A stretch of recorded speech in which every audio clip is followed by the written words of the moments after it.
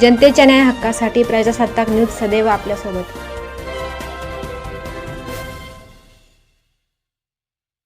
महाराष्ट्र शासनाच्या योजनेअंतर्गत ST smart card देताना शासनाने निश्चित केलेल्या 199 रुपयांच्या शुल्कापेक्षा अधिक रक्कम नागरिकांकडून बेकायदेशीरपणे आकारली जात असल्याचा प्रकार संगमनेर येथे उघडकीस आलाय।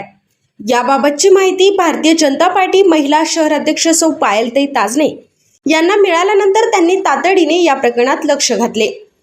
ताजने यांनी संगमनेर बस स्थानकातील आगार प्रमुख श्री गुंडसाहेब यांची भेट घेऊन संबंधित कर्मचारी व कॉन्ट्रॅक्टर यांच्यावर योग्य ती कारवाई करण्याची मागणी केली।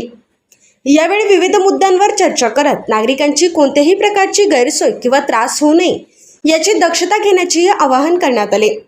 या संदर्भात भारतीय जनता पार्टी पक्षाच्या वतीने लेखी निवेदन देण्यात आले असून दोषींवर कठोर कारवाई करावी अशी मागणी करण्यात आली आहे।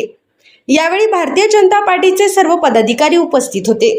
तसेच या प्रकरणाची तक्रार वरिष्ठांकडेही करण्यात आल्याची माहिती पायलताई ताजने यांनी माध्यमांशी बोलताना दिली आहे। नमस्कार, मी सौ पायल आशिष ताजने, भारतीय जनता पार्टी संगमनेर शहर अध्यक्षा।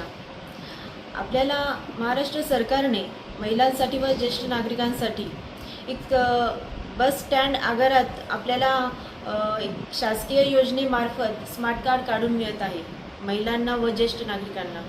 तर आपल्याला हे एक निदर्शनास असे आलेले आहेत की काही लोकांच्या तक्रारी आपल्यापर्यंत आलेल्या आहेत की त्या ठिकाणी ते स्मार्ट काढण्यासाठी 199 रुपये हे शासकीय आकारणी असतानाही अधिकृतपणे आपल्याला 199 रुपये आकारता येत आहे, परंतु तेथील काही लोक हे 20 रुपये एक्स्ट्राचे चार्जेस घेऊन ते एकूण 220 रुपये अशी आकारणी करताना दिसत आहेत, असे आढळून आलेले आहेत। अशा आपल्याला तक्रारी पण आलेल्या आहेत। तर हे अत्यंत चुकीचं होत आहे। लोक लांबून तालुक्यातले लोक शहरात येऊन इथे बस स्टँड परिसरात येऊन हे स्मार्ट कार्ड काढून घेत आहेत आणि असे होत असताना जर अनधिकृतपणे जर त्याच्यावर जास्तीची आकारणी होत असेल तर ही खरोखर त्या नागरिकांची लूट एक प्रकारची या ठिकाणी होत आहे।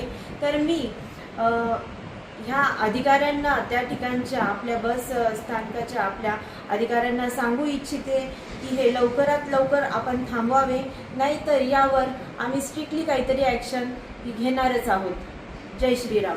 भाजप संगमनेर शाखेतर्फे मला आज एक निवेदन प्राप्त झालेलं आहे की NCMC कार्डबाबत काही एजंट हे जास्त पैसे आकारतात याकरता।